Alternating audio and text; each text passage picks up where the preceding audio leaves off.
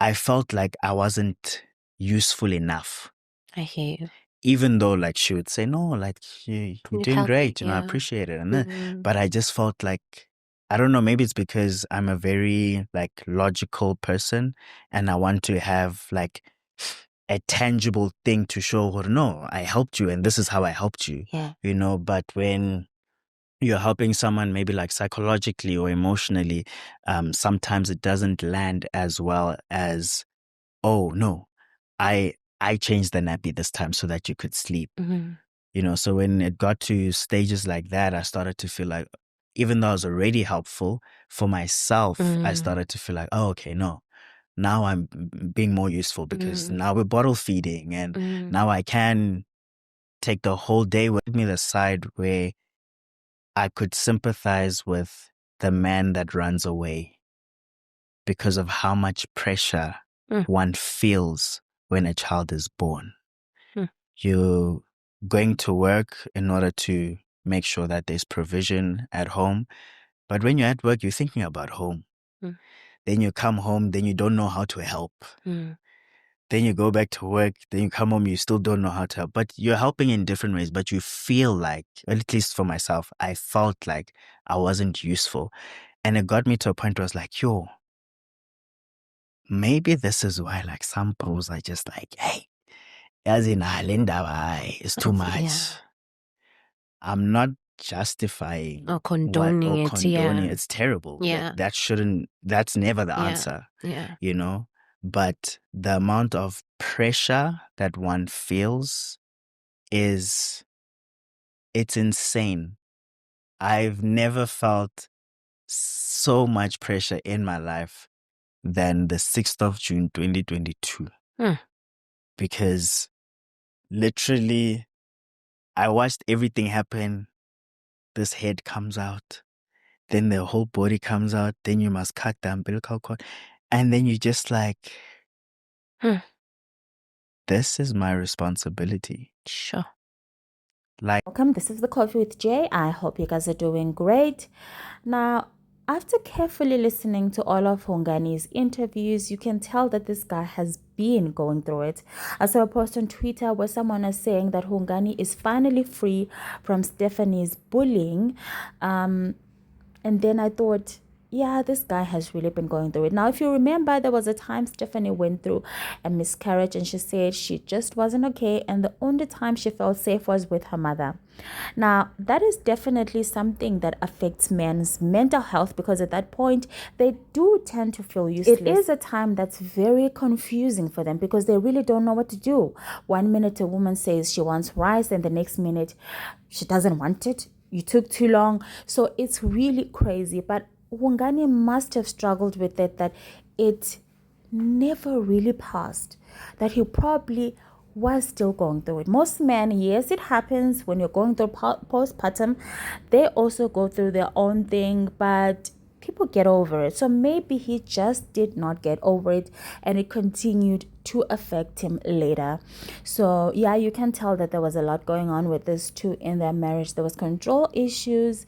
You couldn't really tell who was the head of the household and you understand that type of dynamic.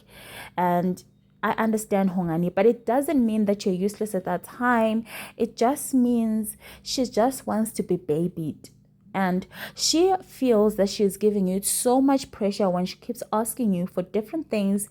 I remember there was a time she spoke about having lost a lot of blood, and it was crazy that Hungani had to clean up. So he must have been traumatized from all of that. But it's still not an excuse to not give your wife support. You obviously did give her support, but emotionally, he must have been scarred. So those scars are what he was living with till date. Now, some men don't go through it the proper way, which is talking to other men and getting the support that they need. But the fact that he's still speaking about that till today, it means that it must have left an emotional dent in his mental health. Now, maybe this was the best way after all, because if you guys just not connecting, sometimes I remember watching the Max, and they spoke about how different things affect different couples, like how loss of a baby can affect a couple, finances can affect a couple, cheating. Some couples just don't come back from some of these things. So sometimes the woman gets emotionally withdrawn and she does not feel connected to you. Maybe she wants, sometimes we as women are selfish. We want a man to cry along with us when we are, in pain. You don't want to see him sitting there and watching TV and laughing when you've just been in pain. So it's just one of those things. And yeah, man, I get Hungani. He's a nice guy though. You can tell that he is a nice guy. He tried. They married young. Marriage is hard. But yeah, I wish for nothing but the best for these two, really, because they're two great individuals and maybe they just weren't meant for each other. But they're absolutely great individuals. But yes, Steph did go through a lot. Sometimes you can be great individuals, but together it just doesn't work out, in the sense that when you come together in the institution of marriage, you need to be stronger spiritually. You need to be able to fight through different things, because everything in marriage is seasonal. It's never always happy. You're not always at your best. So sometimes it's hard. It's hard. That's why some people don't get through it, and some people actually look into cheating and they look outside and then they're like, okay, I'll be better with that other person. That person is making me happier. So you just have to be stronger and be able to pass through that phase, the storms, because there's always going to be storms in marriage. You have to be tested. It has to be tested at some point or the other. But some people just can't get through the storm, and it's okay. So Petronella and Steph were having this conversation about what if we were to separate? What would happen to pretty much everything that we have, because everything that we have together.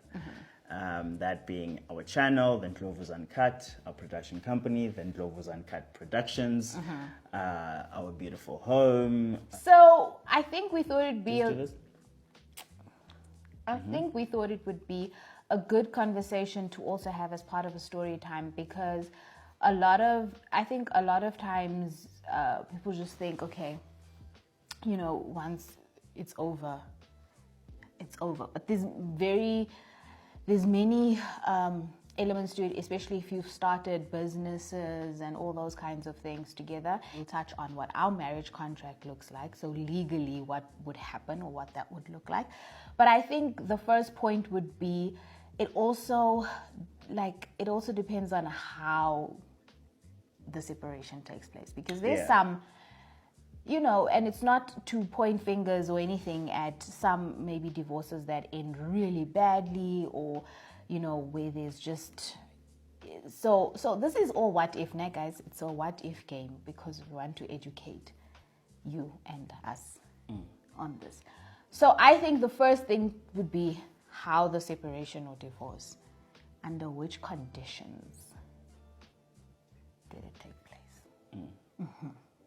So let's paint a scenario of two conditions. That ending, which is always like, we still love each other, we're still friends, and like, it's just, we're giving each other whatever so that we can live freely. That the explanations that people give. I'm done. Me already, I'm done. I'm done. I'm already done. I'm sick of it. Wow. Every single day, I have to tell you how much I love you. Every single day, I have to tell you how much I love you. Because, how can I not love you? You do so much for me. You've changed my life. Was this part of the video? If it wasn't for you, I wouldn't be who and what I am right now. Thank you so much, Hungani. And scene. So we decided to have this conversation based off another conversation that Petronella and I were having, and then subsequent to that, Hungani. Petronella is her friend. Yes. I've said it so many times. If you don't know, Petronella's my friend. What if someone's watching us for the very first time and you expect them? That is such a big expectation. Why? Can you take it down a notch? You're like loud. I'm passionate. It feels like I'm there's passionate. a lot of emotion coming through right now, and I No, baby, can't it's called handle. passion. So, we're married in community of property. No, we're not. I'm joking. Yo, guys. My gosh. I would never.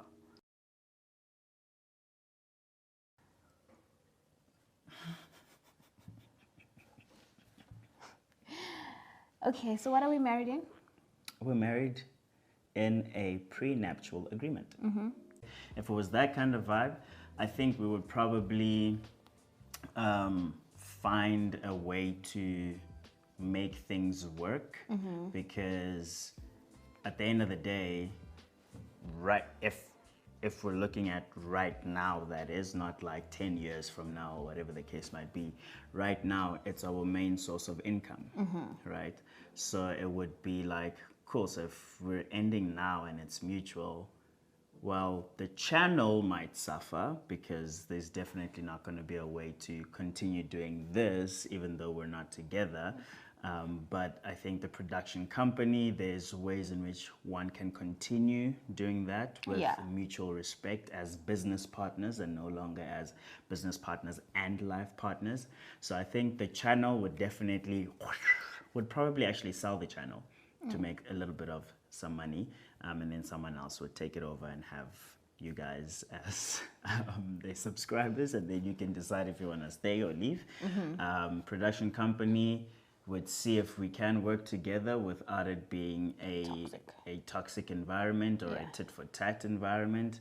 But I think, it would have to be a thing of like, what works at that time, because we might think now that mutually we can still work together, but you'll find that actually right now we're able to work together because we're in this relationship together, romantically and in the business sense. So it almost like some way somehow overlaps, because we never really have like business meetings. I mean, we had a business meeting in our bedroom on the bed. I really envy your life. I want to know how you roll. Yeah. You know, so like now to change that environment, and it's like this is strictly business talk in terms of ideas. Whose ideas are we going with? Are we still building the same things? If I want to implement something new that you don't necessarily feel, now it's at a business level and no longer like, yeah, but babe, like just think about it. We can, you know. So I think it would be definitely a thing of trialing and erroring, to see if it's something that's plausible or not within the mutual Now, agreement okay, side. so now let's move on to like the legal side of stuff. So, we're married in community of property. No, we're not. I'm joking. Yo, guys. My gosh. I would never.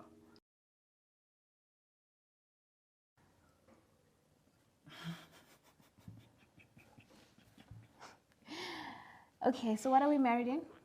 We're married in a prenuptial agreement with accrual. What does that mean?